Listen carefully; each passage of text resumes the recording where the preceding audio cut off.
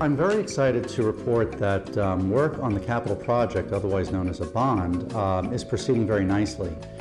In fact, what students can expect as soon as the fall of 17, which is next academic year, is a wide-ranging impact to their experience. We are in the process of finalizing the designs, and from there it goes up to the State Education Department for final approval.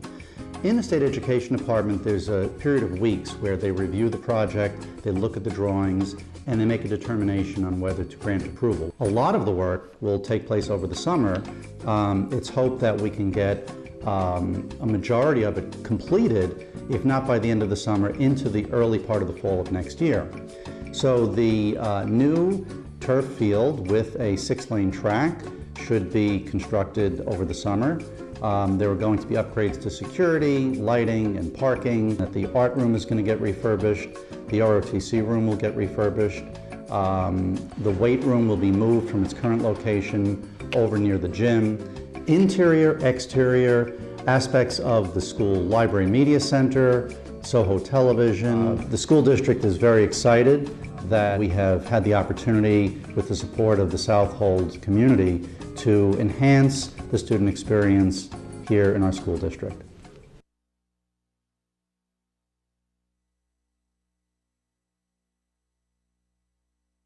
And you're thinking, wow, that's a lot of red. Well, you'd be right.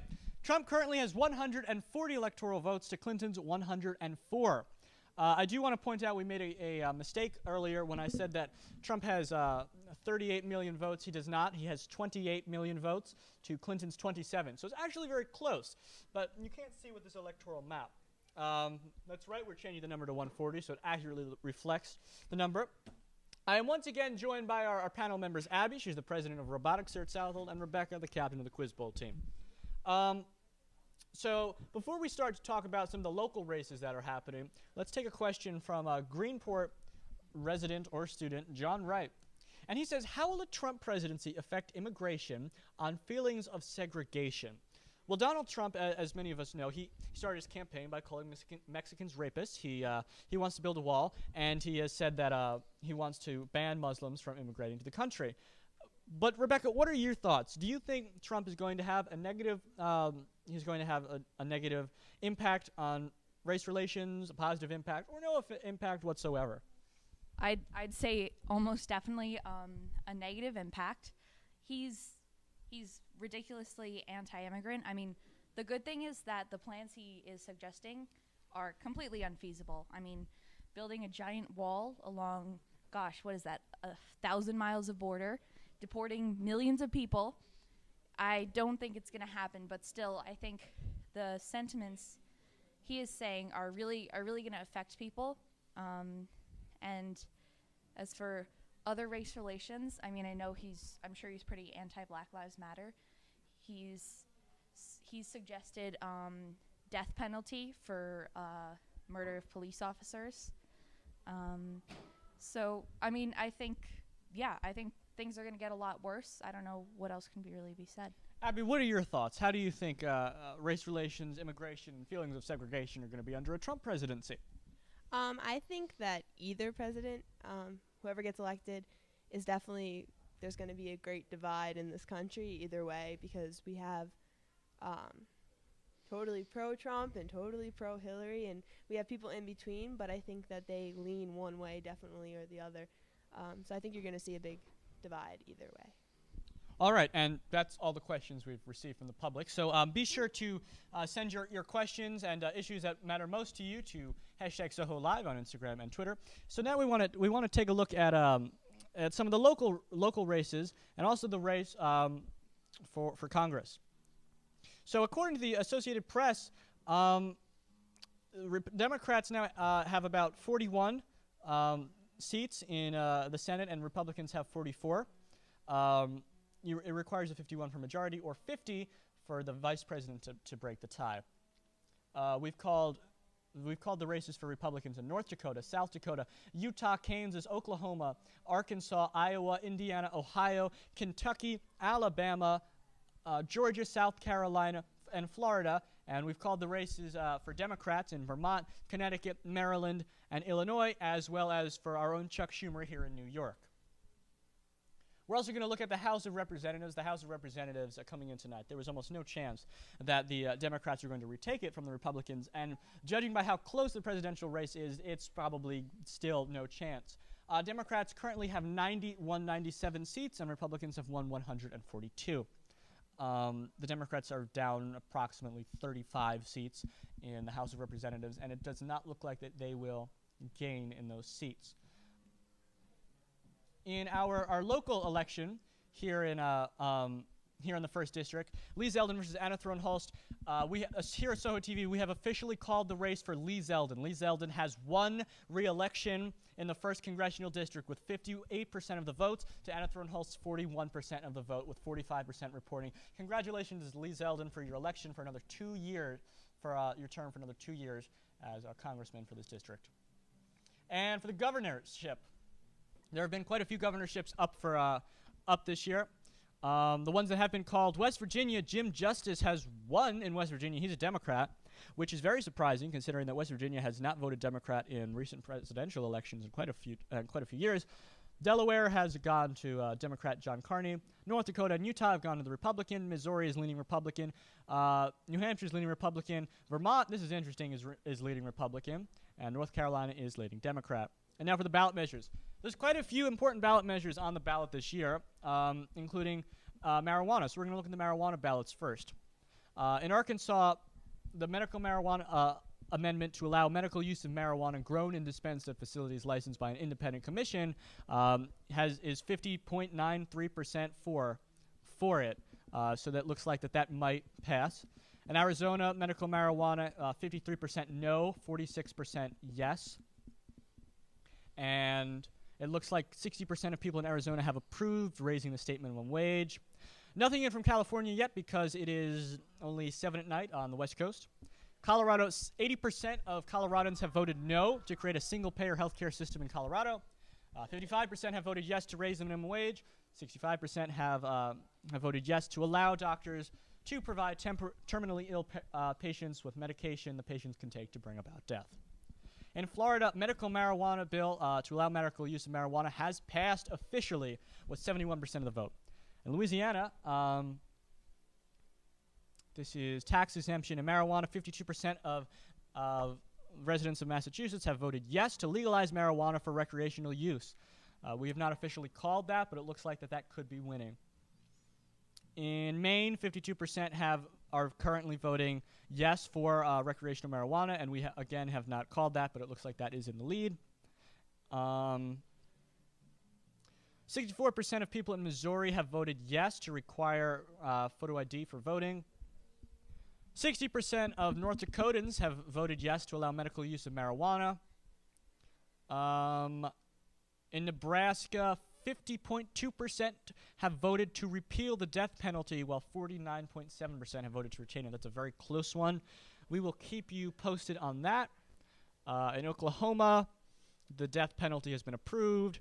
In South Dakota, this is an interesting one that I've personally been interested in. South Dakota is the only state on the map currently this year that actually had a ballot initiative to lower the minimum wage for youths from $8.55 to $7.50 per hour, but we are pleased to report that currently has 70% of North Dakotans voting no for that minimum wage decrease. As someone who is a minimum wage worker, that makes me feel good. The right to work vote in Virginia, which would provide a state constitutional right to work without having to join a labor union, has failed in Virginia. That the right to work movement is a more conservative movement, and so it could tell us that perhaps because it failed, that does give Hillary Clinton a better chance in the state of Virginia. All right. So, Abby, what are your thoughts so far on the presidential election? What are your predictions? Who do you think is going to win? I have no idea. I'm really shocked about everything. And you never really know who's going to win because they're leaning both ways and just throwing numbers at me. I don't know. If you would have asked me a week ago, I would have said that Clinton would have won by like 9:30 because she was so ahead. But after the FBI director's letter came out, it tightened the race. But we did not expect it to be this tight. Trump is actually leading by 36 electoral votes currently. It's going to be very close, even with Clinton probably winning the entire West Coast. And what are your thoughts, Rebecca, on the presidential election? I'm not sure. I mean, it's certainly way tighter than we expected. Clinton has a lot of big states in her favor that have yet to be called. California is 55. Washington, no, that's not a big one. Pennsylvania is expected to go her way with 20 electoral votes. Virginia with 13. Basically, a lot of Trump states have called first, which makes it look like Trump's leading, but ultimately we can't really know. And as much as I've tried to convince myself that I don't care, I'm finding myself caring a little bit. So I'm actually a little scared right now. That's the spirit. We'll let you know as soon as any more election news happens. Until then, back to the studio. This song's for Trump.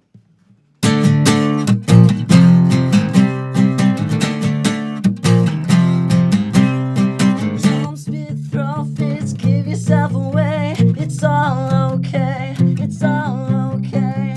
All is new with that I see. I don't believe. I don't believe. We lost the sight. It's all okay. We see the light. A chance to break. We know the fray. In spite of our teammates. We'll assume the blood won't dry.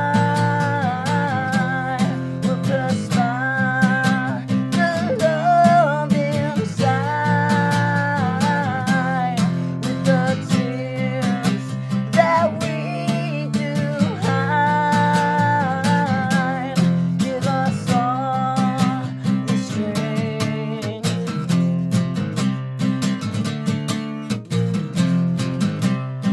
Swing, miss, get hit, bid yourself away. A resume, will abide to disbelief. The misery, pressed away. We lost your sight. It's all okay. We see the light. A chance to break. We hope to pray. In spite of our teenage. We'll assume the blood won't dry. With the star, the love inside.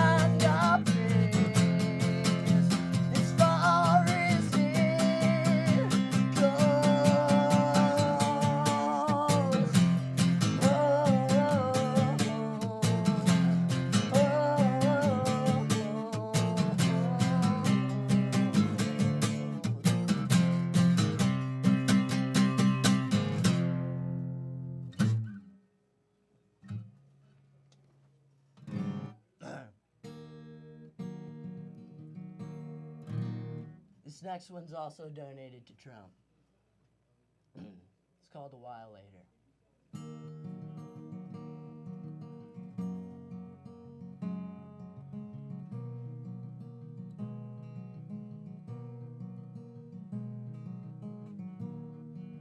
Shallow, deep, and playing, pretend,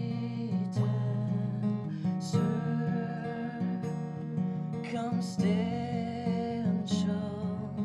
naked, stripped from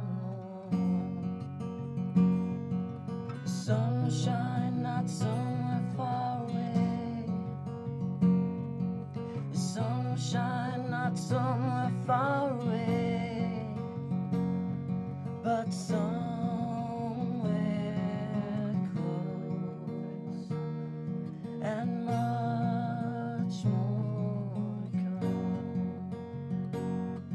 and much more to come.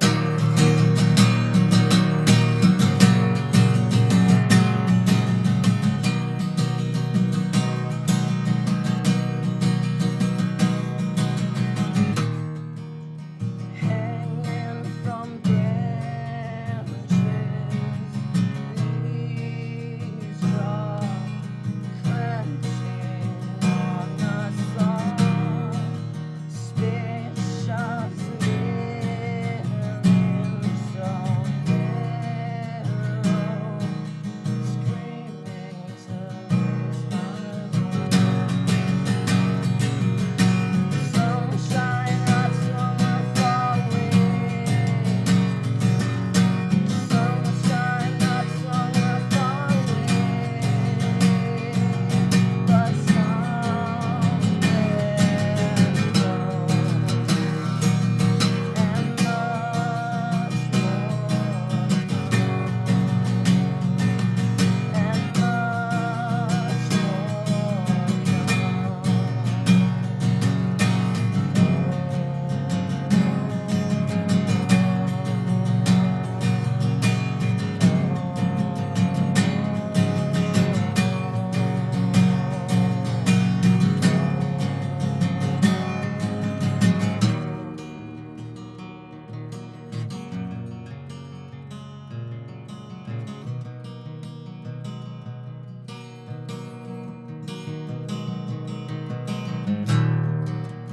begging forgiveness,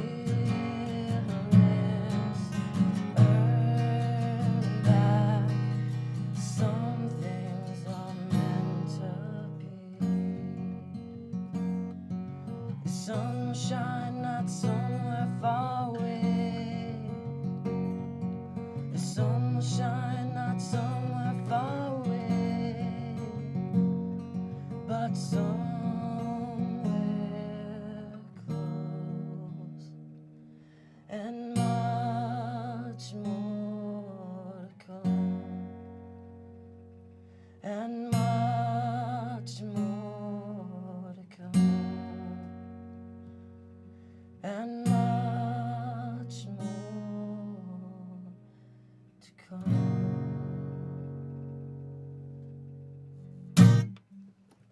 Okay. Give me a second.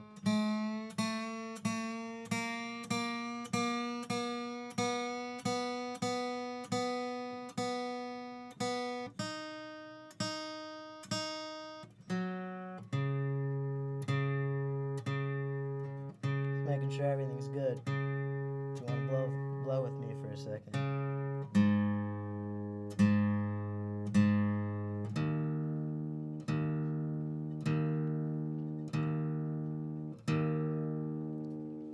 Okay. This is the last song. It's called "Die to My Heart," and this is donated to Donald Trump, you know, because he dies in my heart.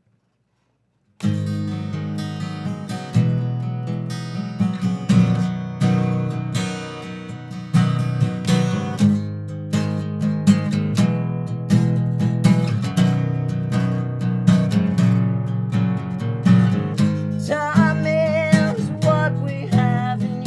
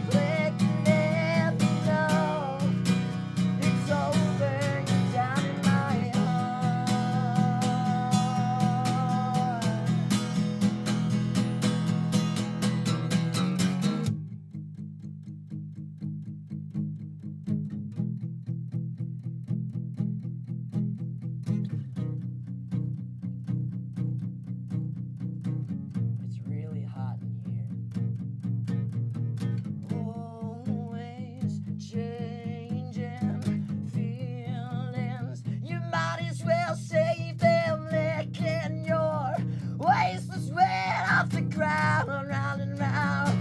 Falls and falls and we go for nothing, trying you lie to yourself.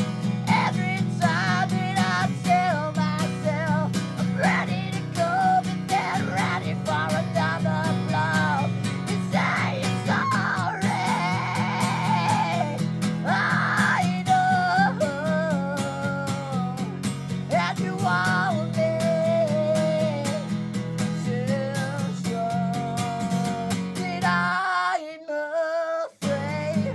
I can't be, I can't show that I'm fine with just me. I'm too slow, you're too quick to let me know. It's over, it's out of my heart. It's out in my heart.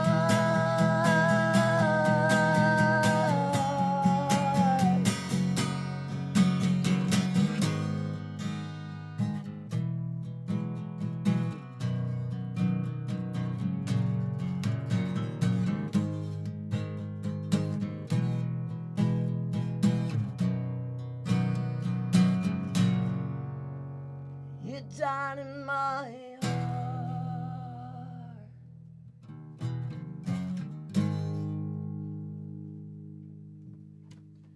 Great job, buddy. Thanks for coming in, Mark. Here we got Johnny on the Street. Stay tuned for more. And following Johnny on the Street, we have the interview with Anthony Palumbo. Stay tuned. We got a lot of great television for you ahead.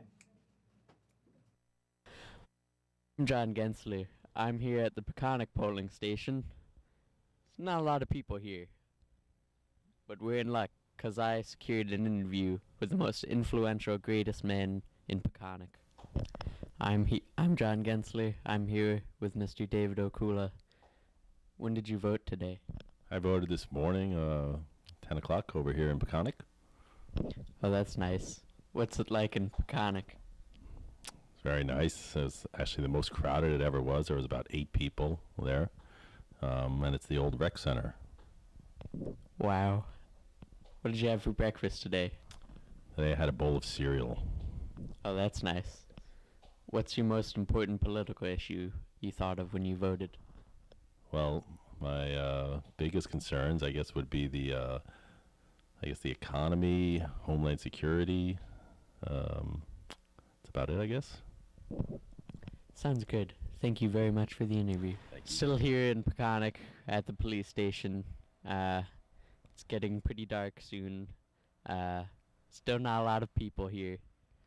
But I did get an interview with Sergeant Santa Croce. So I'm John Gensler, and I'm here at the Southwood Police Station with Sergeant Santa Croce. How are you doing today? Fine, how are you today? I'm doing good. Where did you vote today? Or when did you? I voted today around a little after 10:30. And where did you vote? Cutchogue School. All right. What political issues do you think influenced who you voted for? I had several of them. One of them was job creation, the lowering of the debt, the national debt, which is pretty high and out of control. A little bit of religious freedom. A candidate with had issues like that. I have a couple lists here. Somebody who is strong in defense. And also, I guess there's a Supreme Court nomination that's going to be coming up soon. So that also influenced my pick. Thank you very much for the interview. Well, Peconic was nice. Pretty empty, but found like 8 people. I think we're done here. Back to you in the studio.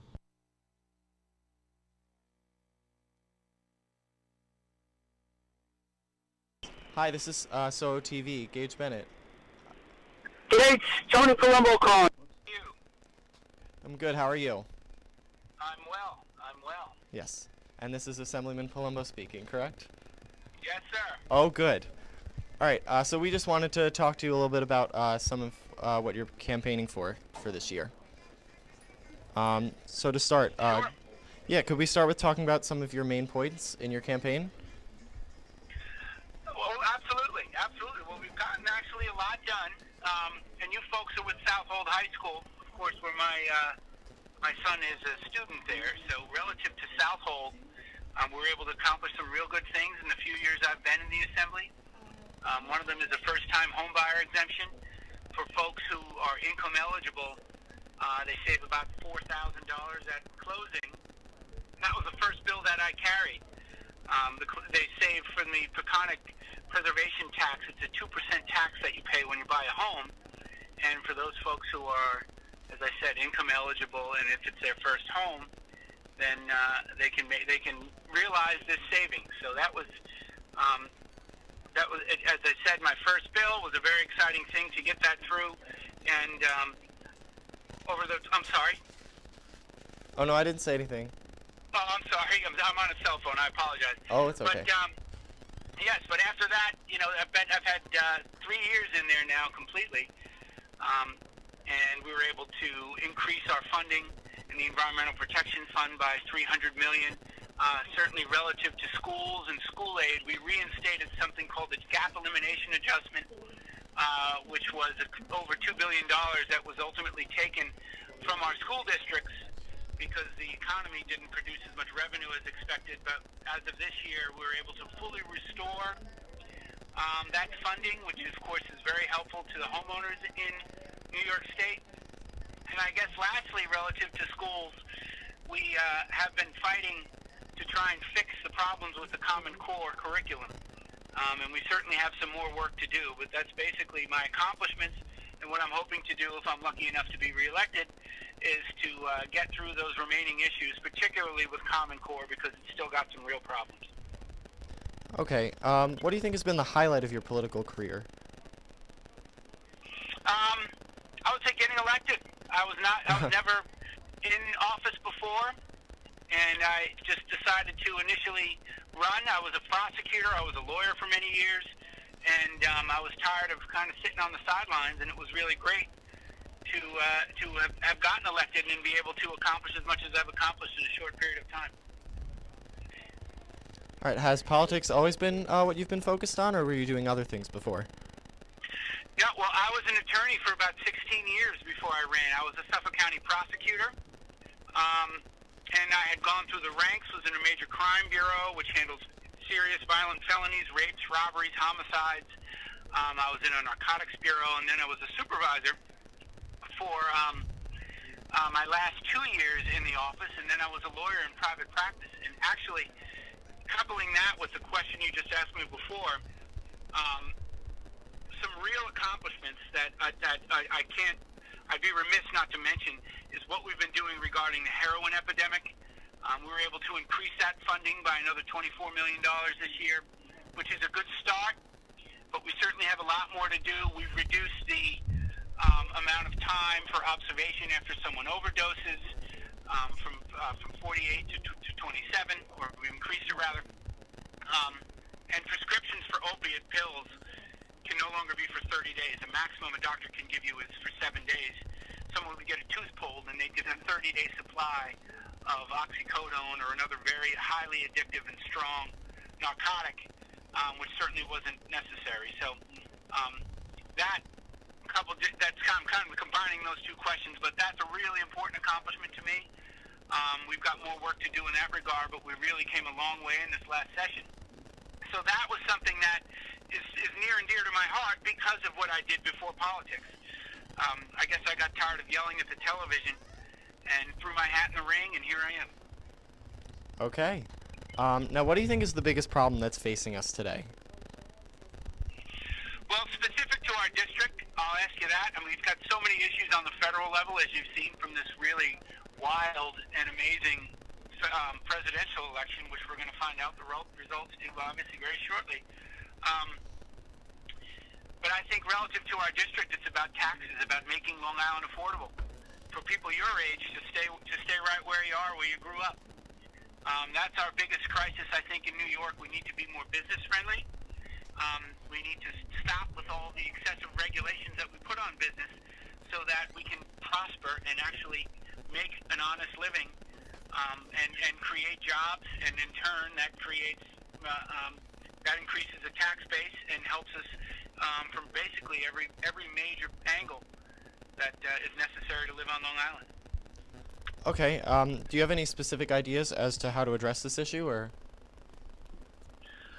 Well, sure. I mean, I've had some real concerns, again, relative to my district, that last year I actually voted against raising the minimum wage because there's no exception for small business. That I just think that having had a small business of my own, having had a private law practice with employees for 10 years,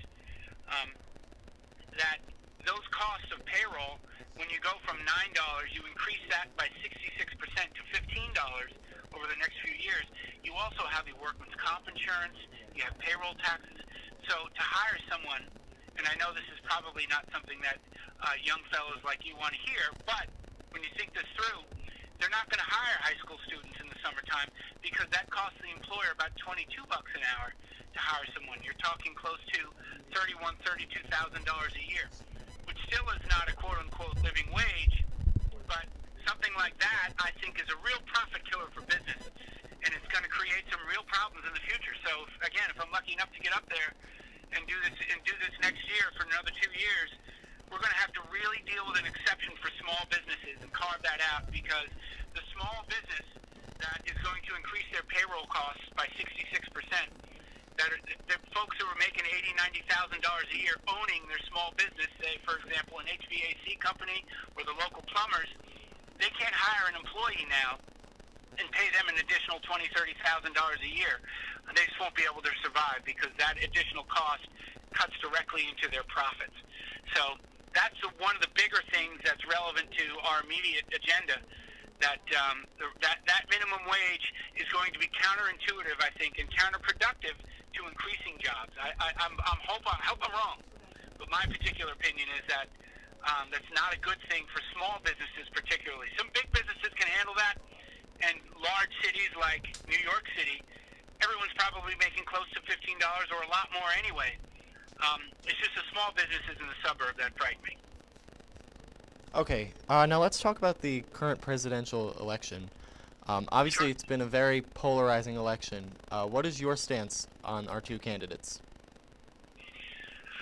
Well, I think it comes down to someone who's going to continue to play inside baseball and be corrupt, or someone who's going to really, I guess, rattle everyone's cage. Of course, we're not thrilled with either one of those candidates. But for me, I do support the Republican ideals. I hope that we can maintain the House and the Senate, just so that we can keep Hillary Clinton in check if she, in fact, is the winner. I know I've seen, as of the past half an hour, 45 minutes, it looks like things may be going very well in her direction.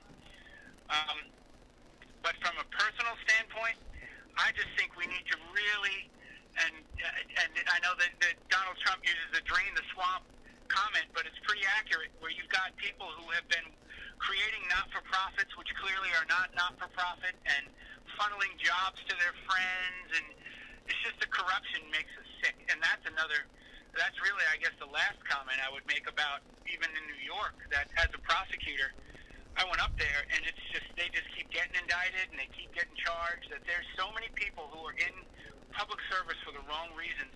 It's sickening. And as someone who had a job, and I actually took a pay cut to do this, I could go back to making more money and practicing law if I had to. I'd like to do it, I think, for the right reasons. That this is really what I think has made everyone so disappointed in government, is really epitomized in the Clinton family, quite frankly. So I just can't bring myself to vote for her. So you know I'm voting for with that comment, I guess, right? Yes. Or I've already voted for, actually. I already did it. I'm done. So. Okay. All right. So for our last question, obviously this is a youth-based program, and we're wondering if you have any advice you want to give to the youth who are going to be voting either in this election or the upcoming elections. Well, vote your gut. That's what makes America a great place. We're seeing record turnout all over the place. In fact, I live in New Suffolk, and we voted a little while ago because I was running around most of the day. And they had about a 70% turnout at that point, which was around, I guess, 6 o'clock, probably close to 6:30. So that's amazing. That's what we should have every election. So my advice to you folks is don't be disheartened. Educate yourself on the candidates, and don't be sad saddened and just complacent and not vote. You have to vote. This is such an important civic duty that I can't encourage it enough. I always voted. I was not involved in politics until 3 years ago, and I don't think I missed an election in my lifetime because it's that important to me, and it should be that important to you folks. You can't complain unless you use your voice and go vote. All right, well, it's been great talking to you tonight, sir. Thank you very much. Yes, me as well, and good luck, and thanks for having me. Yes, good luck to you too. Thank you so much. Enjoy your evening. You too. Bye-bye. Thank you to Mr. Palumbo for that excellent interview, for finding the time. I'm sure he's very busy tonight to sit down with us. We're back here again with Mr. Gamberg. We're going to talk a little bit about his proposed Mother Goose shoe idea that he's going to be implementing in the elementary school. So where did this idea come from? What is the background on this? Well, Sean, the background is it falls in line with the idea that childhood play is so important. Yes. And nowadays we see a diminishment of opportunities for young children at the elementary level to engage in play as a way to learn. Yeah. And in reality, the kind of thing that you're doing here, the way that you're playing with this concept, is a more mature version of that. Yeah. And you know, I saw the concept of the video as fitting very nicely into giving the students in Soho TV an opportunity to do an authentic production of a video to convey an idea, to persuade people about an idea. Absolutely. So can you give them, the viewers at home, a little rundown of what is the proposed idea? Yes. Okay, so there's actually what we have here at Southold Schools, at the elementary school, an entire playscape that's dedicated to creative and imaginative play. Mm-hmm. So we have an outdoor stone amphitheater, sandboxes, a huge school garden that's almost like a mini farm, and painting easels. So the concept of this larger-than-life sculpture where children can gather around and read fairy tales is something that can stimulate the imagination. Mm-hmm. And the idea, the research behind it suggests that young children like to imagine things that are larger than life or miniature or creative or unique. And the thought was, how can we facilitate doing a fundraising campaign or a Gofundme campaign that would enable us to secure the funds necessary to build this outdoor classroom, which is really what it is. Yeah. Yeah. And you said there is a GoFundMe campaign that they can at home can go on, and if they want to support the cause. And the video that you mentioned, you tried to like globalize that, right? You tried to send it out pretty much throughout the world. You said? We have, and it's an ongoing campaign. Yeah. The way that GoFundMe works, there's no end point as there is with Kickstarter. You have to establish a time frame and a goal. In this case, we have a very ambitious goal of about $25,000, which could take months, however long it takes to secure those funds.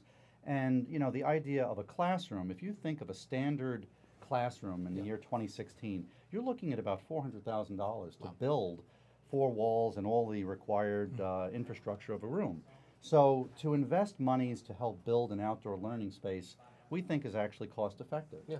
But it is something out of the norm, so we think that it should be outside of the regular school budget. It's not something that either the taxpayers or the local budget should handle. But we think this video really gives a snippet or an idea of the value of childhood play. And it's a wonderful piece to watch, produced and edited by the students at Soho TV. Absolutely. Awesome. So, without further ado, here is the video that Mr. Gamberg made reference to, the Mother Goose Shoe platform launch video.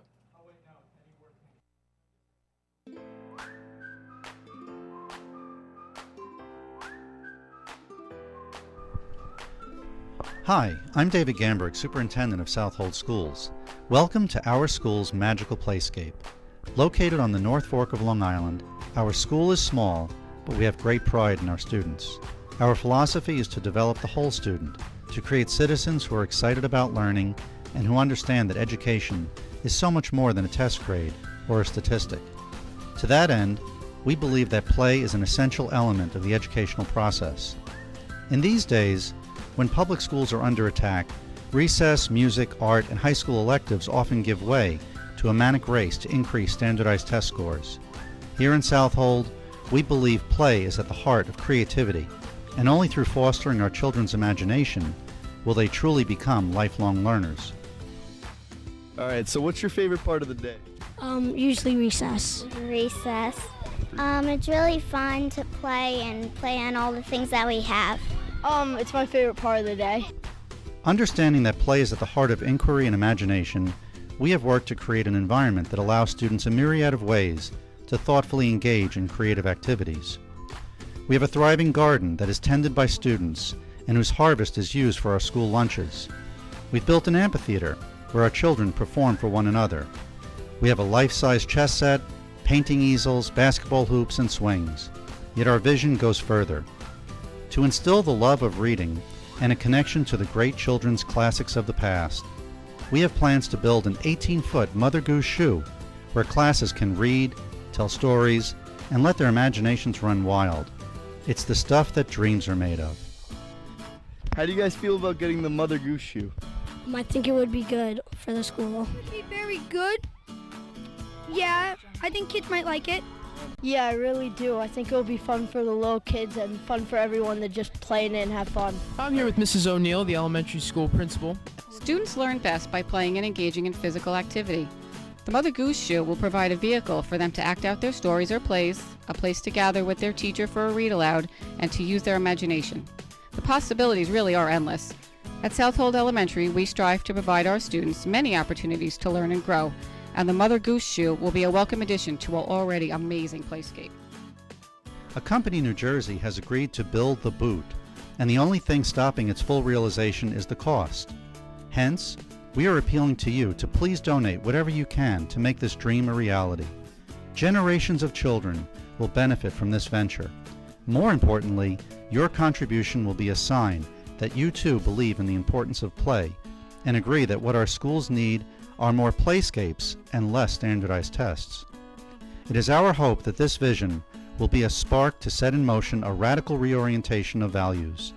Imagine schools throughout the world embracing play and creating wonderful playscapes like ours that inspire students to reach new creative heights. And in the words of Rousseau, you will never accomplish your design of forming sensible people unless you begin by making playful children.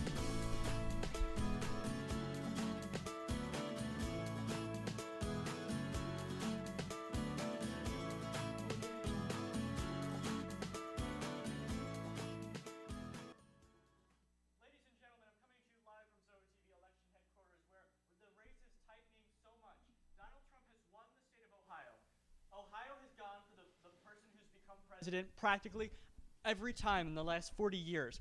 It's very big.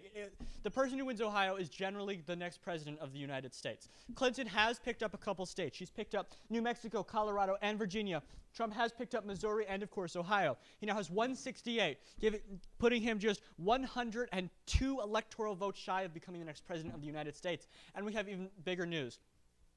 538, which is a prediction center by ESPN. They've given predictions for each candidate to become the next president. They've been doing this since August, and Trump has never surpassed 50%. Clinton has always had the majority. She was the most favored to win. However, tonight, for the first time, Donald Trump has a 55% chance of becoming the next president of the United States. This is astounding.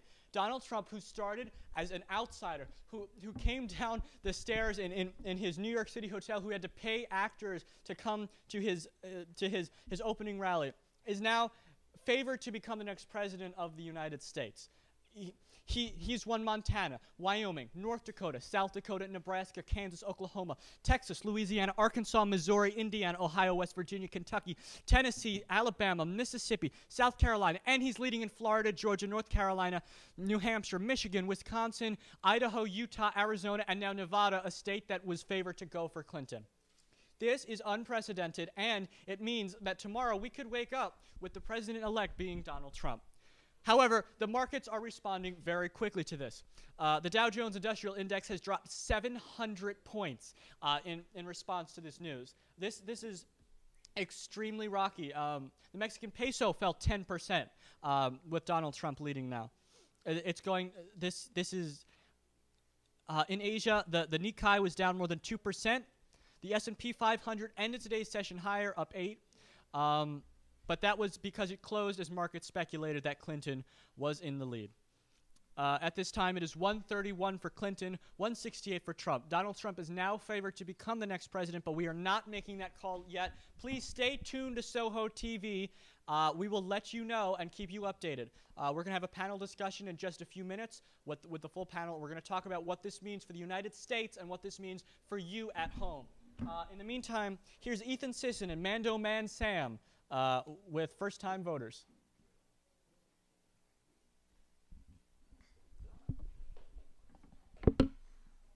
Well, there's no acting there.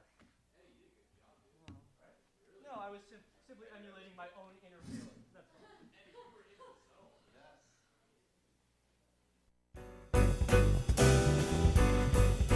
Hi, I'm Ethan Sisson, Southhold alum. And I'm Sam Shafford. That's Now, nice.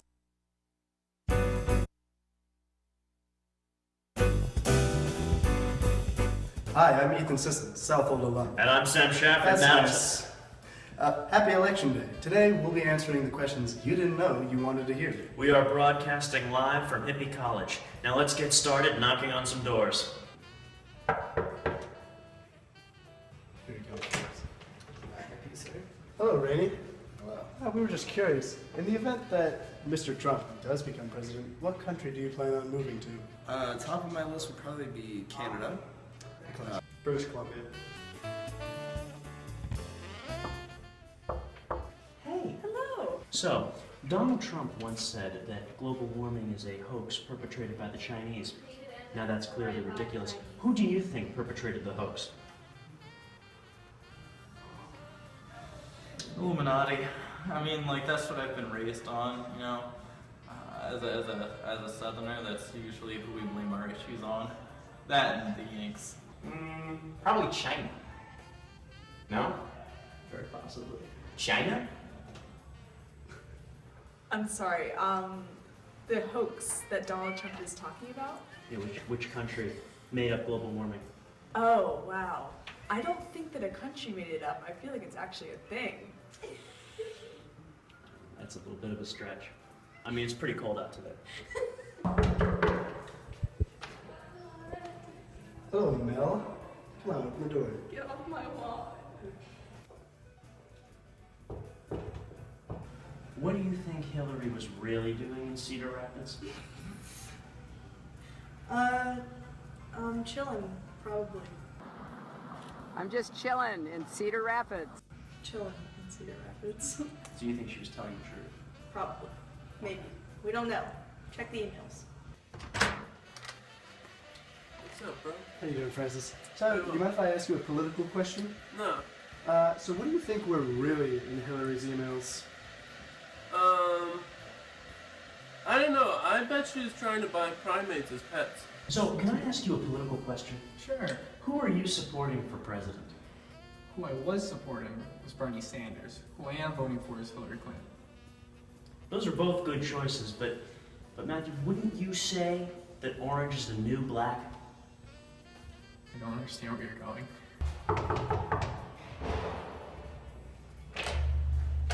Hello, Jess. Do you mind if I ask you a political question? Go ahead. So Mr. Trump once said that there is no one in the world who respects women more than he does. Can you name at least one person who may respect women more than Mr. Trump? Could name a lot. Just one, if there is anyone. Bernie Sanders. I think Genghis Khan. Bill Cosby. Hey, Sank. What do you think of democracy? Well, I can tell you it's wasted on humanity, for one. Lots of good ideas in there. It's like very speaking, I feel, that like Hitler came to power through totally legitimate means in what was considered one of the most democratic states in Europe at the time. Germany was the most advanced state, and yet it gets taken over by fascism. So democracy, it's great, but it needs to be combined with like other cultural aspects. Well, there you have it, Southold. The real truth, the hard truth, the true truth. This is Ethan and Sam signing off from Hampshire College. Back to you in the studio.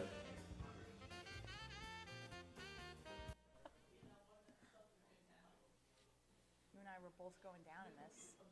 Why you? You're not a minority.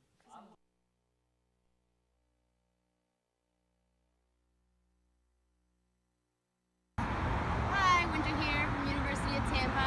Here are some election events that are happening around my campus and city.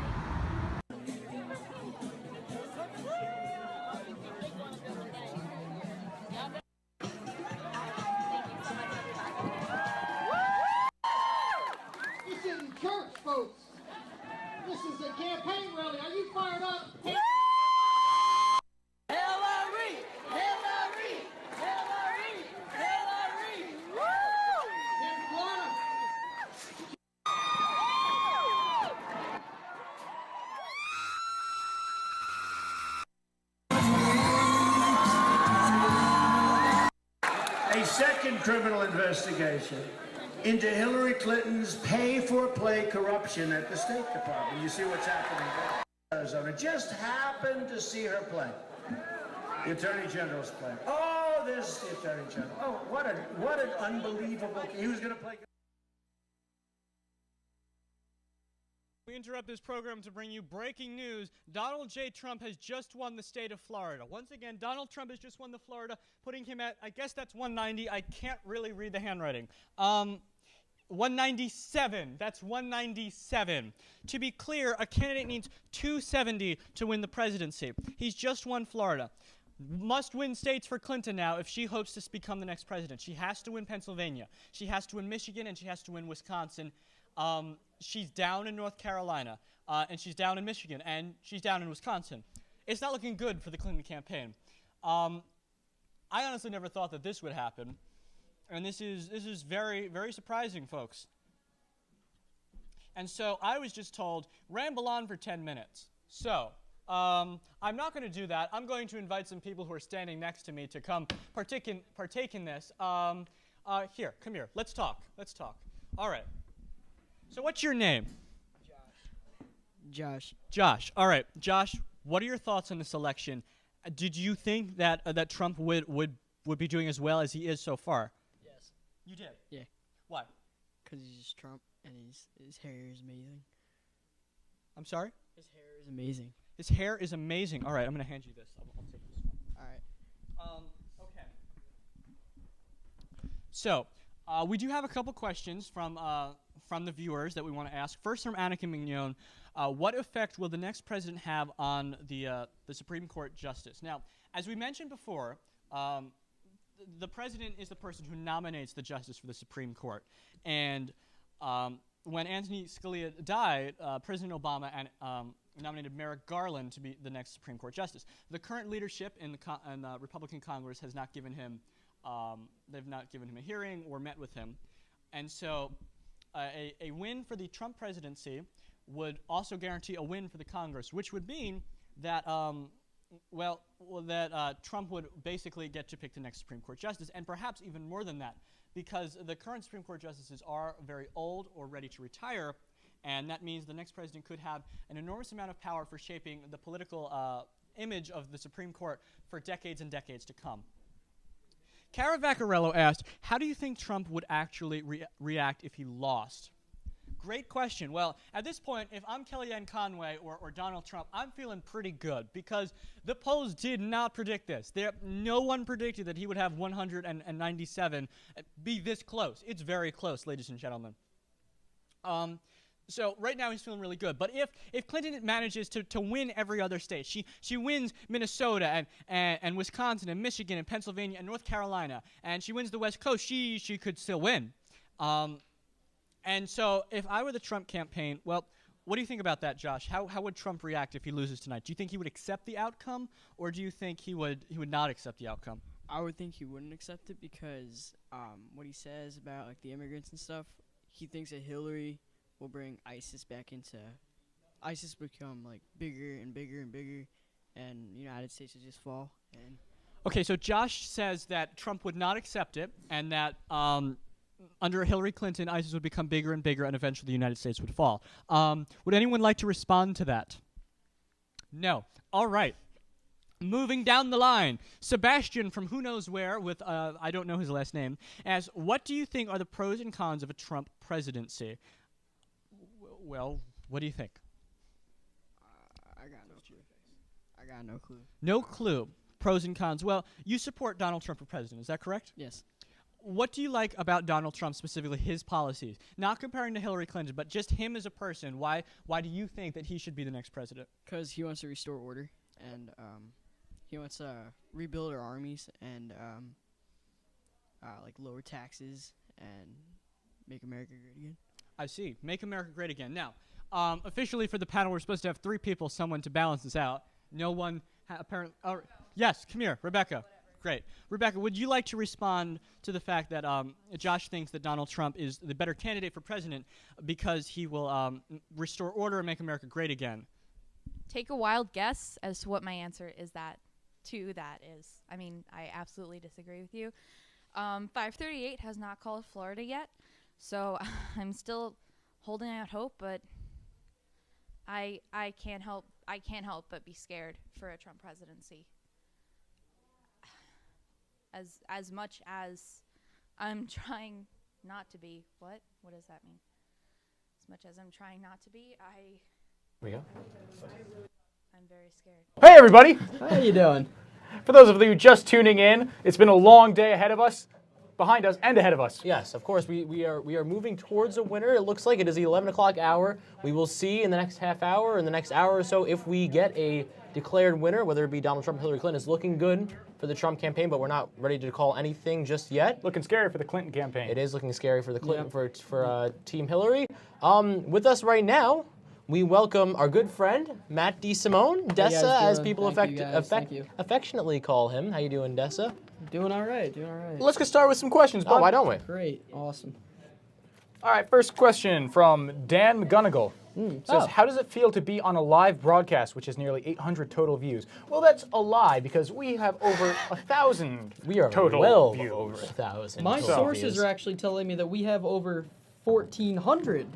Wow. Well, that's in total, by the way. I mean, we don't have 1,400 people watching this right now. That's for the encapsulation of the entire broadcast.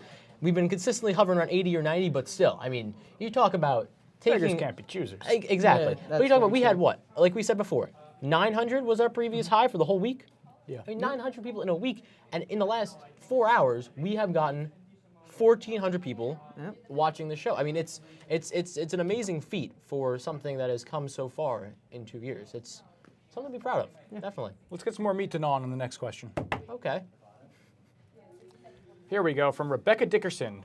Which Star Wars character should be president? Oh, that's an interesting one. Well, I mean, you can go so many ways with this. Dessa, what are your thoughts? All right, what's your gut reaction? My gut reaction would probably be Obi-Wan Kenobi. Really? Not sure which one, whether the prequels one or the old one.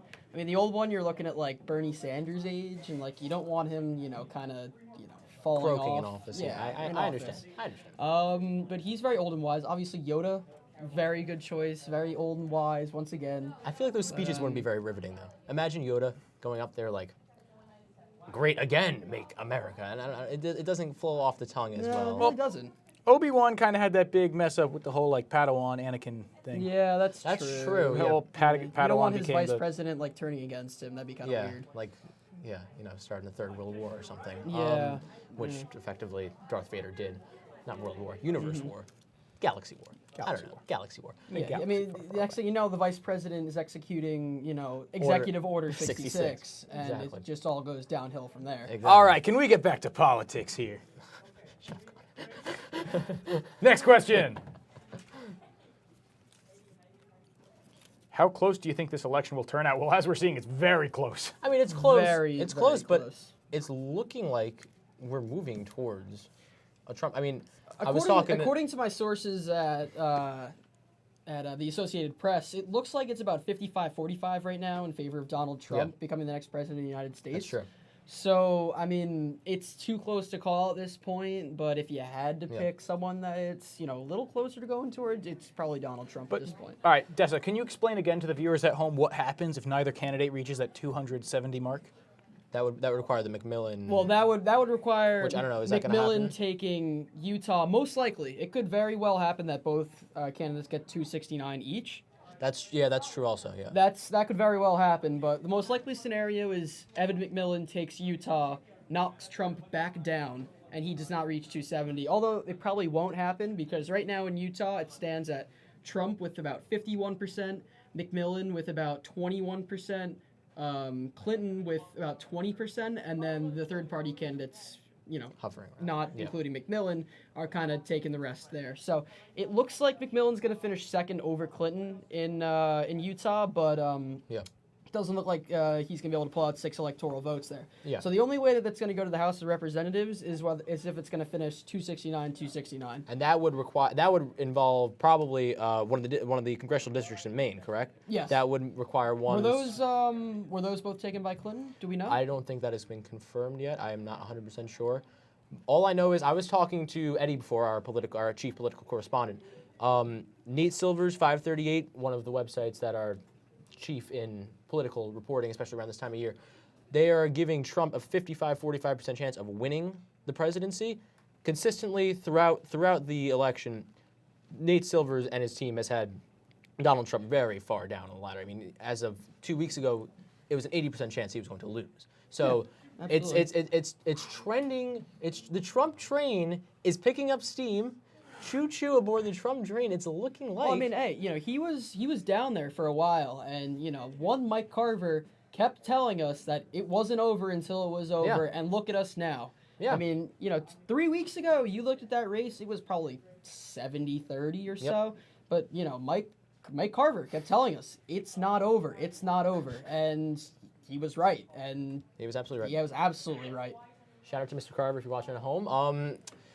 So we are getting ready now to send it to, I think it's our last Johnny on the street, right? Our last Johnny on the street. Simone and final Johnny on the street. Terrific work on that, by the way. Thank you. And for those of you at home who don't know, Dessa was driving around John all day today, starting at what, 12 noon? 12 you found noon, John? We finally found John. We found John. He was off at church. We had to find him. We eventually did.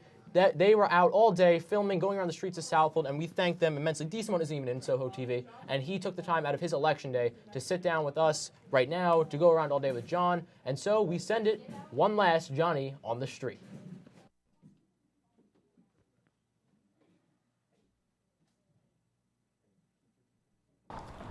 I'm John Gensley. I'm on the streets of Greenport. Gonna try and find some people to interview. I'm John Gensley. I'm here in Greenport with Jim Reed. And when did you vote today? I voted just before I came over to Greenport. I live over on Shelter Island. And what polling station did you vote at? At the Shelter Island High School. All right. And what issues influenced who you picked? Yeah, so for me, there were several issues probably on both sides. On the Trump side, border security was a big issue. Some other issues with law enforcement, his support of law enforcement. And then on the Hillary side, she has some important issues, and some of the things that lean to her are her longevity in office, her ability to work with heads of states from all over the world. And so those issues really are a couple of the things that helped me to make a decision one way or the other. Thank you very much for your time. After today, I learned a lot of things. But one thing I learned is democracy is like a rose. It has its beauty, but it also has its thorns. I've seen both. But the beauty always outshines the thorns. The sun is setting, everybody. But that's okay, because the sun never sets on democracy. Back to you in the studio.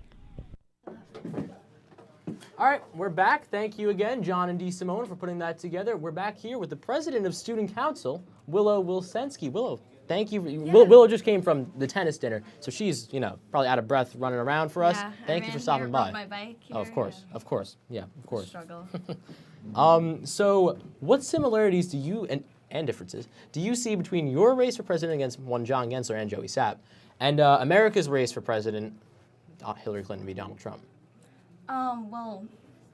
Basic difference is I'm a female, just like Hillary Clinton, yes. And John, male, yes. Donald Trump. Another similarity is that going on with the race, a lot of people were saying, John, oh, I'm voting for John, and you get really nervous, and I feel like that's happening now where everybody said Hillary, but we're taking a turn of events right now. You absolutely are. You're absolutely right. Everything's unexpected, and you never know what's going to happen. Both races, when I ran and the race. Exactly, and you won by 6 votes? Yeah, very close. And very close. That's probably going to be the outcome tonight. Absolutely. So what plans do you have to further your career in student government, in politics, or anywhere past high school? I would love to stay involved with the board, which I do now, but I don't think that I would like to pursue politics in college, Yeah, I got you. And then you had your campaign platform. Of course, you rapped for the school for Yeah. all of us to hear. How do you think you've delivered on the promises that you laid out in that? I think good so far. You know, I didn't really know what to expect. I Yeah. still don't know what to expect moving forward, but I'm trying to stay true to what I pitched out to everyone. And, I mean, it's just the beginning of the year. We're going to have some more sport tournaments and dances, semi. Make sure you go. January 20th. We'll be there. We will be there. And I'm just trying to be different. Absolutely. How so? You know, I was thinking, I don't want to give any ideas away, but I want to add some new things. Instead of sport tournaments, maybe a video game tournament. We have Just Dance in the elementary school, so that would be pretty cool if we got to use that.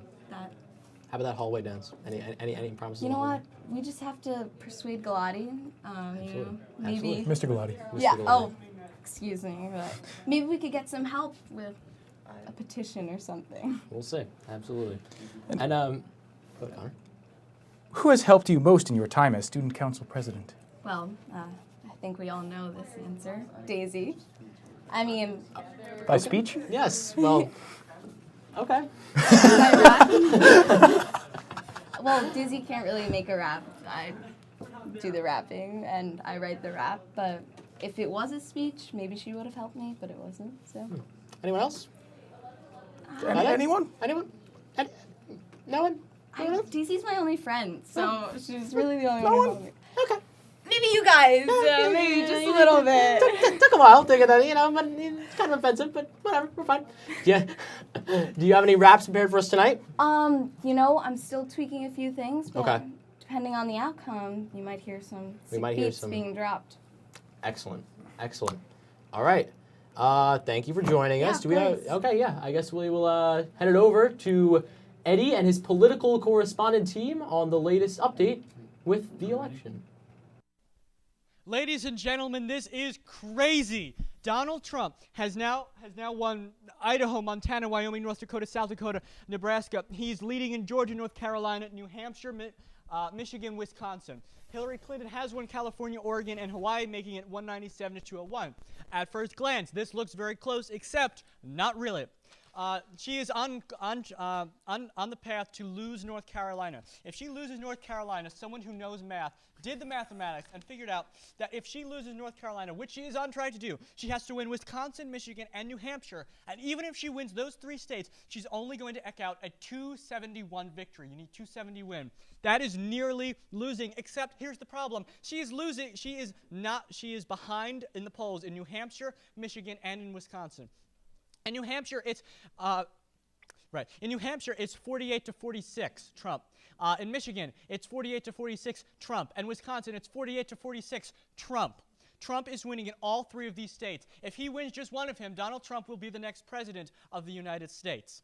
This is completely unprecedented. 538 now gives Donald Trump a 61% chance of becoming the next president, and 538 now gives the Republican Party an 82% chance of holding the Senate majority. This morning, 538 gave the Democratic Party a 54% chance of holding the Senate. Now it's only 18%.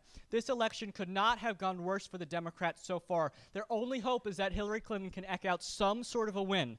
We will be back with a full panel in just a few minutes, but until then, enjoy this video on something.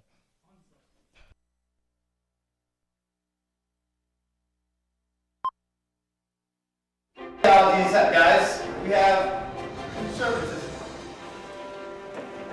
we have liberalism, and we have nationalism.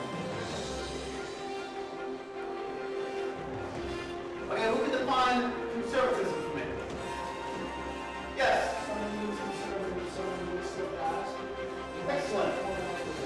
Excellent. So conservatives are those who look to the past and tradition. Excellent. Do they favor change or not favor change? Yes, they do not favor change. Who can tell me what a liberal is? Yes. Well, they don't want change to happen. They look to the... Oh, sorry, no. opposite. They look to the future, they want changes to happen. Yes, they favor change. Yes. Yes. And they promote enlightenment ideas.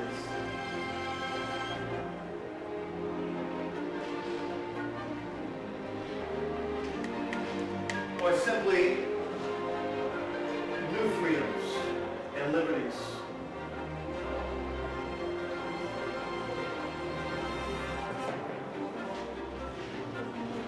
So who can define nationalism for me?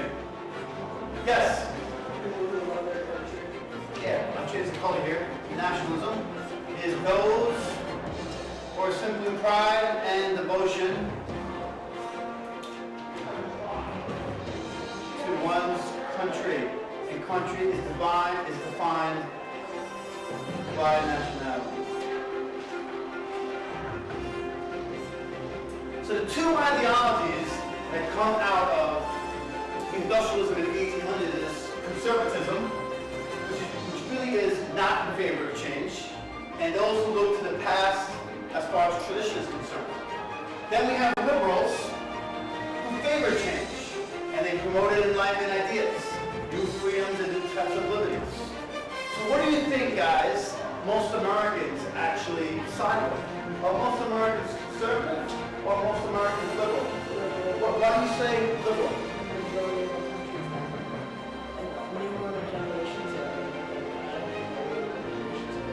So you say conservatism is more synonymous with republicanism, and liberalism is more synonymous with being a Democrat. That's interesting.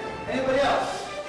Yeah. I think he's liberal just with the fact that people want, like, even if you love your country, like, you still want better things, you still want wars. Okay, so we're talking about the debate of whether or not, okay, America is more conservative or liberal. So let's take a look at the generations of America here. Okay, we have, guys, the millennials that make up just about any age from, now voting age, 18 to 30 years old, which makes up 25% of the U.S. Generation X is 30, 50 years old, and make up 25%. Okay? Then we have our baby boomers that are 50 to about 70 years old and make up 25% of the population. And last but not least, we have our silent generation, also including the greatest generation, that guys 70 years old plus. Okay? That make up 25% of the population. But they're the great generation because they're the first generation, okay, that won us World War II, and the first generation to survive the Great Depression and give America their best economic standing that we've ever received. So we call them the greatest generation. They probably achieved more than any generation has ever has. We've inherited everything else. So we break America down by age group, okay? You look at millennials, Generation Xers, baby boomers, and the silent generation. This is what makes up America. So the real question is America more liberal or conservative? So let's take our millennials. You guys are non-voting millennials. Are you guys, as Americans, more conservative or tend to be more liberal? Why is that? You said liberal. Why? Because we favor more ideas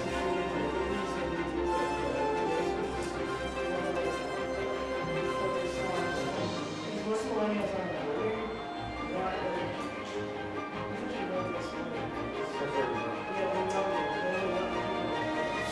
So you guys are tending to vote for who?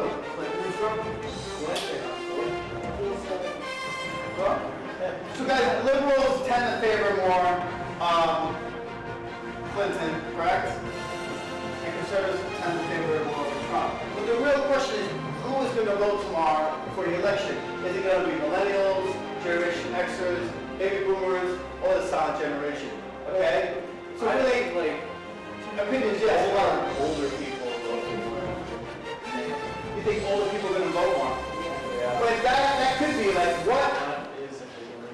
That's a very good point, guys. It all depends on who really is going to show up to vote. You know, are millennials going to show up in record numbers? Are baby boomers going to show up in record numbers? Okay? I mean, really, it's a big question of what's really going to happen. And I don't think anybody really knows yet. I think that some generation baby boomers, because they were Yeah, they're as big as like politics and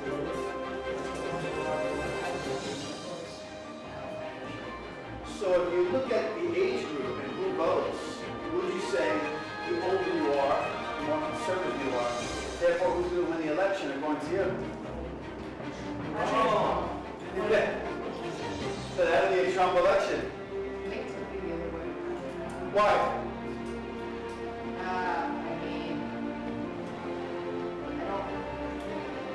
So I want you to consider the social dynamic.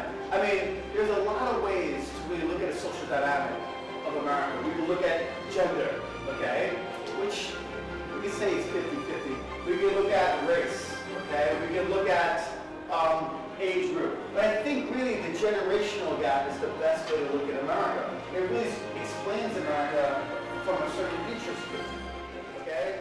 And what we do find is the older you are, the more conservative you tend to be, and the younger you are, the more liberal you tend to be. Or does anybody disagree with that?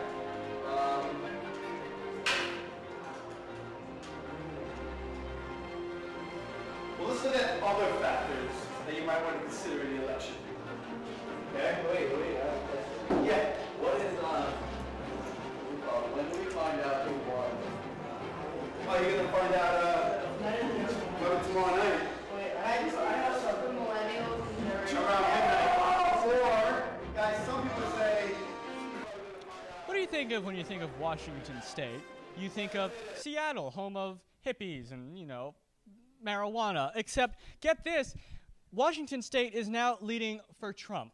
That's right, Trump. According to 538, Trump has a 58% chance to become the next president of the United States. And according to the New York Times, he has a 95% chance. Let's talk about some consolation prizes for the Clinton campaign. I want us to talk about Nebraska and Maine. Nebraska and Maine are interesting cases because they allot their electoral votes based on congressional district, as well as the popular vote. So Maine, for instance, she's expected to win all 4 of their votes. In Nebraska, while she's expected to lose the popular vote, she still could get consolation prize by winning one of Nebraska's congressional districts, which is Omaha. So that's 1 point for Clinton, maybe, if it wins. So here's the thing. Remember this piece of paper we showed you before that said she needed to win Wisconsin, Michigan, New Hampshire? Well, let's take a look. How's she doing in New Hampshire? New Hampshire is 61% in. Donald Trump is leading 48-46. Michigan, 60% in. Donald Trump's leading 47.7 to 47.2. Wisconsin, 67% in. Donald Trump is leading 48.8 to 45.9. Washington State, Donald Trump is leading 50% to 42%. But Hillary Clinton is leading in Nevada. Now I need to mention something. These Wisconsin, Michigan, New Hampshire stats that she has to win. This did not factor in her losing Washington State. Washington State is a heavily blue Democratic state. If she loses that,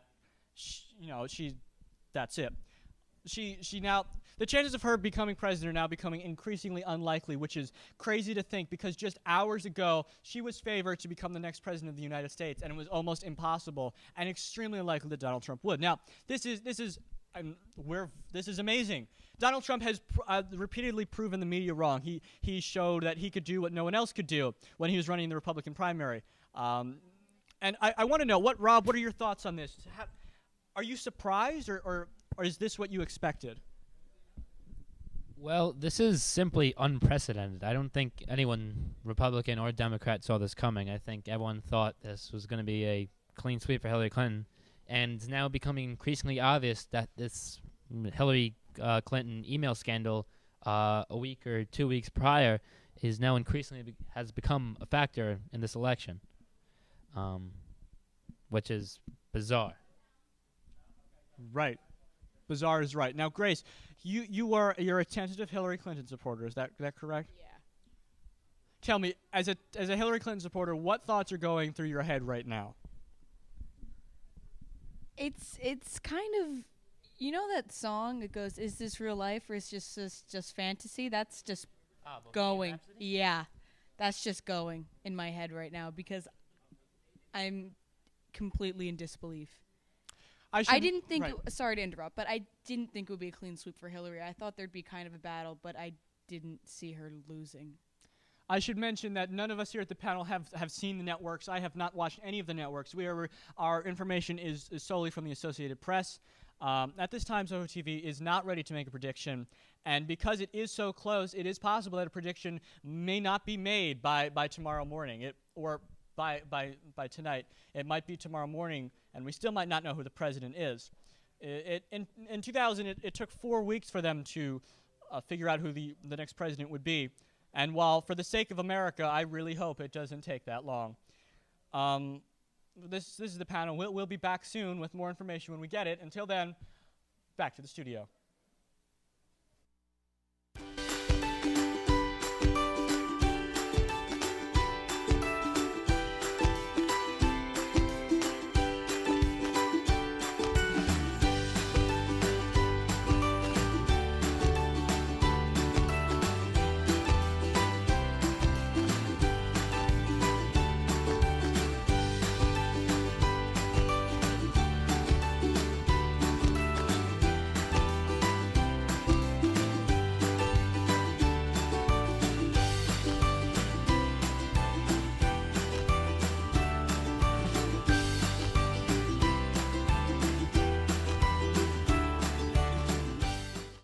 Very rich, long storied history as a community that dates back to the 1600s. And yet we find ourselves in 2016 being very future oriented, looking forward to preparing students as digital citizens in the 21st century. So it's really that balance of those two ideas coupled with the very strong sense that I believe we maintain of a balance between the arts and the sciences in our school district. The best programs offered in Southold schools include our TV production program. We call it Soho TV. Soho TV is just a unique creative experience to get your creative thoughts out. They give you all the freedom to do pretty much whatever you want, make skits, give the news. It's just a unique experience that most schools don't really have and get the opportunity to do. The idea that every week I step into the studio and I see students working independently, collaboratively, creatively, in ways that those skill sets are going to be applicable in any way, shape, or form. The drama club productions that take place in Southold schools are outstanding. Again, when we look at the size of our school district and the quality of the productions, you can envision seeing a Broadway quality production when you walk into the auditorium. Drama Club is so much fun. It gives everybody a chance to participate in the play, and play is a great way for people to get involved with activities at school, and it's just a lot of fun. Robotics is an incredibly competitive team, has had a strong history of doing quite well at regional and state and even national levels, where I can see people here, that's students and teachers and parents till 11 o'clock at night building a robot getting ready for competition. What we do is we take the complex problem that First Robotics presents to us, which is the game, and we come up with creative solutions to conquer these problems, and it really gets you into the engineering field and you dive in, hands in. We have a great PR department, a website that is constantly being updated. So robotics is just a great program for everyone. We have a 7,000 square foot garden here in our district, a school garden that provides hundreds of pounds of vegetables, fresh vegetables, into the cafeteria for students to have as part of their lunch program. It teaches them the value of being patient as they tend the garden. It teaches them all manner of skills, and these kinds of things I think must be done in the real world and not virtually. I'll give you another example, and that is the very unique amphitheater. We have an outdoor amphitheater made of stone that if you walked up to the amphitheater and closed your eyes and then opened them, you would think you were back in ancient Greece. Southold schools, I believe that the students and families, teachers and staff and Board of Education, we're extremely fortunate to be in a close-knit community that's very caring, very supportive of one another, rich in tradition, very strong values that I believe prepare students well for the future. The entire effect is nothing short of incredible. Southold is one of my favorite districts. There are so many good things that go on here, and it's done with an eye of the taxpayer and saving money, and it's like a win-win. A day does not go by that I do not find myself being grateful, expressing gratitude for the opportunity to live and work in the Southold School community.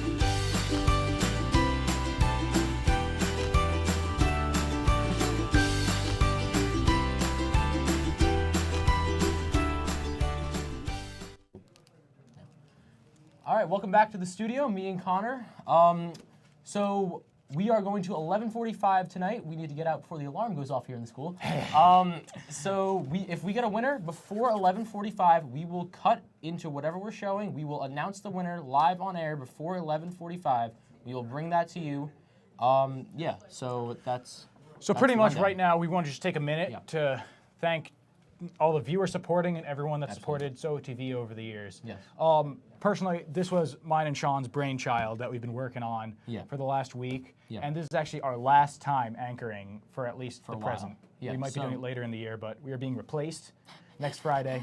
And we wanted to give a nice warm welcome, goodbye. Thank you, Mr. Gamberg, Mr. West, everyone else, Mr. Stahl, everyone that supported us through the years. It's made us both grow as news anchors, just as students and humans as a whole. We can't give greater thanks to everyone involved. I mean, obviously, we wish the best to Sarah and Quinn, who will be taking over for the time being. We might be back at some point during the year. We'll be back. But we would just like to wish the best of luck to them. It has been a great experience behind the desk. It's been a wicked night tonight, guys. It's been a wicked night tonight, yeah, absolutely. And it's all happening completely different than what everyone was thinking. Yeah, I mean, and Connor calls this our brainchild, the actual production of the broadcast tonight. Connor calls us our brainchild, but we couldn't have done it without. We have a great team in there. We've had upwards of 20 kids here tonight. Upwards of 20. In and out. It's been a full team effort. We couldn't have done it without everyone. I mean, we have. First of all, we got Eddie, our political guy, who's been going crazy. Which we've had like Rebecca and Grace Rob and Matt DeSimone, and Rob. and Gage has been going around. Yeah, we have Gage is- Nestor. We cannot thank Nestor enough to the moon and back. He's Absolutely. made all these wonderful graphics for us tonight. We got to thank Daisy. Daisy's been terrific. I mean, Daisy's put everything together. Absolutely. She is the water to our osmosis. Of course. That's an interesting metaphor. We got to thank Mr. Gamberg. Mr. Gamberg, of course. Mr. Gamberg, this is all entirely We've sung his Mr. thing. Gamberg's praises. I mean, he's been again fundamental in making this happen tonight. You And gotta SO thank, TV as a whole. You know, we got Robbie Ellison in there. I'm just looking in the room right now. We have Robbie Ellison, Anakin, Johnny, John Gensler, Matt Carty stopped by for a bit. Nick Oriental has been our. Nick Oriental has stepped up as our track. studio manager, keeping us on a strict schedule, and he's done a wonderful job at that. Absolutely. And of course, we got to thank Mr. Stahl, who's let this all happen. Yeah, who is we gotta still thank here. I mean, he's been here all night. It's been Mr. Wes Yes. and Eric Keel, who put up all the technical stuff for us. Yeah, I mean, Wes. Yeah, I hope you're enjoying your great birthday. Happy evening. birthday, Wes. Happy birthday again to you. Hope Mr. you had a lot of Wes. fun tonight. Yes, absolutely. Because you know we did. Yes, of course. Although not as much fun without you here. Happy birthday to you. Anyone else we need? I think that's pretty much it. I'm sure there's a lot more. All our Oh yeah, I'm sure interviewers, there's plenty. Mr. Russell, Mr. Caggiano, Miss Thornholst, Lady Thornholt, Anna Throneholst. Throneholst. Connor has had trouble with that name all night. Hey man, it's a long day. But yeah, we're not done here. We just wanted to kind of begin to wrap up as we enter the final 15 minutes or so of this broadcast. We wanted to begin to thank everyone, and we're not Thank done. you for everything over the thank, years. and thank you people at home, of course, for watching. This is nothing without you guys. Of course, my mom and dad at home have been watching the whole time. I'm sure Penny and Lenny at home have been Oh, doing- my mom and dad are great. They've been watching Absolutely. this whole thing. Yes. They're amazing. Yes. All right, let's check out some first-time voters and what they've been up to and their thoughts on the current state of our nation. Later.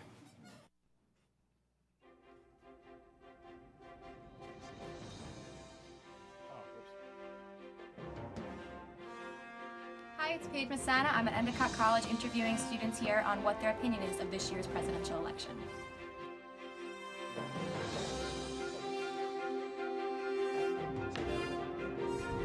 Probably about half of them. I do feel like students will be voting. I'm hoping that people will vote, especially because we're the 21st century generation. I think so. All my friends are. It's promoted the election with different like showing times with the presidential debates. They've done a fair job at promoting the election. Yeah, Endicott has done a good job about promoting the event. They had a speaker in 2 weeks ago about voting since it was the majority of the freshman class's first time. And they're also having a live streaming event in locale with some food, a photo booth, and fun games. Yes, they have.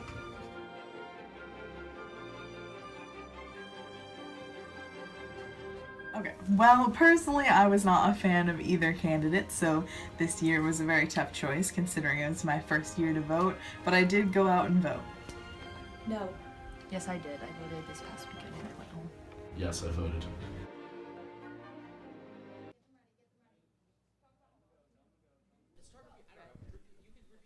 How they feel about the election so far, like. Hello! Hi there! It's Eddie again. I'm joined with Alex and Abby, and we're not falling asleep at the desk. Certainly not. 11:35. Oh boy, it's getting late. So these are the most current results. 209 Democrat. Just kidding. 232 Trump. Trump got Georgia, but we didn't change the numbers currently. So we remember this. Well, we've done it again. We have this. This was assuming that that Clinton lost Washington. However, she did win Washington. SOA TV has called the state of Washington for Hillary Clinton, and we have called the state of Georgia for Donald Trump. What states does that leave left? Well, so few I can say them and not bore myself. Maine, New Hampshire, Pennsylvania, Michigan, Wisconsin, Iowa, Nevada, Utah, and Arizona, and of course Alaska. But Alaska, the polls have not closed yet. And Minnesota. Forgot Minnesota. So Clinton is currently leading in Nevada and Minnesota and Pennsylvania and Maine. Trump is currently leading in New Hampshire and Wisconsin and Michigan and Iowa and Utah and Arizona. So let's say that Trump wins all of the states he's currently leading in, and Clinton wins the state she's currently leading in. This is what happens. So that Clinton gets 237, Trump gets 287, and he's the next president. Let's check in with 538. Who do they predict to be the next president? It's gone up.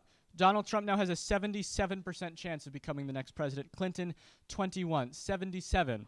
That's big. That's a lot. That 77 is a lot. Yeah. 538 gives Clinton a 21% chance of becoming president, and there's a 2% chance of a tie. And the Senate, there's an 85% chance that the Republicans will win the Senate and a 15% chance that Democrats will win the Senate. I am getting lots of hand signals from lots of people telling me to do different things. One person telling me to cut. One person tells me to keep talking. So we're going to keep talking. Now, Alex, wrap it up. All right. We'll be back with Connor and Sean to talk about what we've learned tonight, what we didn't learn. Hopefully we'll know who the president is by tomorrow, and the country will not be burned down. All right. Bye-bye.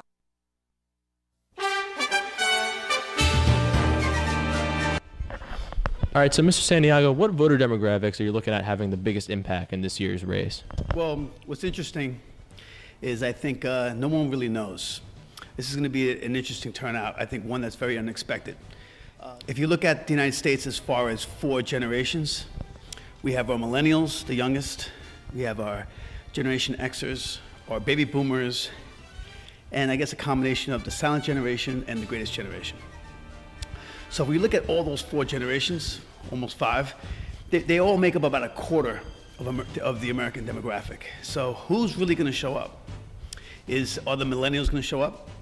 Or are the baby boomers going to show up? I think the baby boomers always show up. So it's really, I think, could be an election that's really focused on where the millennials voted. So it should be pretty interesting. Now, with the millennials, do you think they are probably the biggest question mark as to whether or not they are going to turn up or not, and where they are going to put their vote? Where would you say the millennials are leaning toward? I think evidence shows that a lot of millennials were really siding a lot with Bernie Sanders. So are they going to come out for Hillary? Or are they feeling disenfranchised and angry? And are they going to go with Donald Trump? Will they go third party, which will pretty much cancel their vote to a certain degree? So it's really up in the air. I think this is this is unprecedented, like what could happen.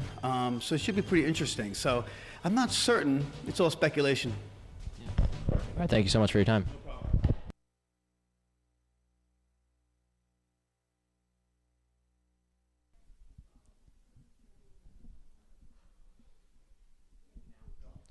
All right, we are back. Oh boy. The anchors have joined Eddie at the political correspondence desk. It has been a busy night for you, Eddie. Thank you so much for everything you're doing for us. I mean, I hope you're having fun during all this too. Oh yeah, so much fun. Eddie, why aren't you having fun? I'm having a blast. Oh come on, we're having fun here. I mean, the scene in the room right now is terrific. You guys should see it at home.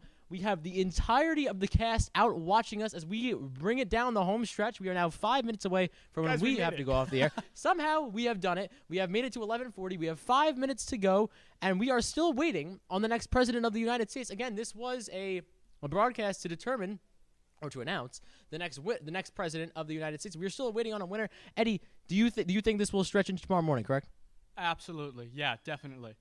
And obviously, you're looking at the big states of Michigan is the key right now. Michigan, Wisconsin, which were both projected to go blue, entering tonight. Correct? Absolutely. Yeah. And they are looking, and is it neck and neck? What are we looking at here in the polls? Within 0.1 percentage point. It is very close right now, but Trump is currently leading in both states. And if he wins both states, he becomes president. But it is so close that no one can make a prediction. We have to wait for all the results to come in. I think it's great. We just got to take a look back at how far this presidential election has come. Absolutely. From, the nominee and potential winner, Donald Trump, who everyone took as a joke at first. Absolutely. Many people still do. But Donald Trump was seen as just this guy that just tried to act larger than life and be flamboyant. And somehow all of America, or a great part of America, has suddenly seen, that's our next leader. Yep. I mean, you look at where we were on the debate stage even, 14 months ago when the first Republican debate. There was the JV debate. You had the varsity. I mean, there were, about 14? 19 candidates for the Republican nominee for president. We have dwindled down to one in the Republican side. There were, 5 on the Democratic side? 5 or 6, right? There were 5, but it was going to be Hillary. In all actuality, there was one. Bernie did make a push. Bernie made a push. The superdelegates came back to bite him, though. All the Bernie supporters can do is hope that his dream lives on. He's gained one of the biggest momentums in American history for another supporter. I mean, he wants to continue the revolution. That's what he says, right? And moving forward, he has gained a great following, especially among the millennial voters, the millennial support. It was a great run for Bernie, but here we are on election night. Oh boy! we are. I mean, it's too close to call. We have the up to the minute AP as you can see up there, AP ballot count or vote count, 232 to 209 in favor of Donald Trump. We're waiting on final word from Michigan, Wisconsin, the big blue state or projected blue states that are leaning maybe towards Mr. Trump. Like Eddie said, we will likely not have a winner till tomorrow morning. So it looks like in the time we are on the air, we will not get a chance to announce the winner of the presidency as we welcome in Daisy, our beautiful producer. That was weird. Heyo! That was bizarre. All right, so let's start thanking everyone that's helped us out. Let's bring on our studio manager, Nick Oriental. Yeah, Nick. He's been a big help tonight. He's been a big help. Let's bring in our Johnny on the Street crew who gave the pulse of the community, Mr. John Gensler and Mr. Matthew DeSimone. Sean, step up front with me. Let's bring out our graphics designer, Mr. Nestor Menjivar. Now, of course, we have our team that's been helping us through the entire time. We have Rebecca Dickerson, Grace Brewer, James Hoyt, Robert Krzyzewski, Stephen Hawker, Alex Seifert, Anakin Mignon, Abby Kakovic, Althea Mignon, Olivia Dodona, JJ, Elenice, We got Willow back there, stopped by for a little bit. APK, James Tilly. Tilburg. Let's see, did we not? Gage, Garrison did we say Bennett, Gage who's been Bennett? doing it, Gage going Bennett's crazy. been going crazy. Come on out here, Althea. Come on, just. And Mr. Gamberg, Mr. Stahl, who's been with us the whole time. Daisy has a few people she wants to thank. We'd just like to thank also all our executive, way above us people, the Board of Education for allowing us to do this, Mr. Gamberg, of course, Mrs. Brewer for staying this whole entire time, Mr. West, even though he couldn't be here, Mr. Happy birthday. Stahl, happy birthday, love you. Best be going great. Mr. Metz, Mr. Shade, Mr. Keel, and all of our special guests, my dad, and a thrown horse, Anthony Palumbo. I can't say it. No one can say it. Rich Cassiano and Scott Russell. And we'd just like to thank everyone who's tuned in. And All right, guys, it's been a really close election, but it's these kind of close elections that just show the importance and the beauty of our nation, capitalism, and democracy as a whole. Absolutely. It shows the wonders of going out and voting, so get involved. It shows that it does make a difference to vote. Your vote, I mean, you look in states like Michigan and Wisconsin tonight, your vote's going to make a difference. So I hope you went out and voted. Obviously, we don't have a lot of viewers probably in Wisconsin and Michigan tonight. I think we have the entire population of we have Wisconsin what? and Michigan. Are we, Come on, are we Sean. close to 2,000? Don't shoot Does us anyone down. know? I don't know. We must be up there. Anything else? Do we thank everyone? Thank everyone viewing, and God bless America. God bless America. For SoHo TV, I'm Sean O'Kula. And I'm He's Connor Connor Becquerel. Becquerel. Good night. Good night.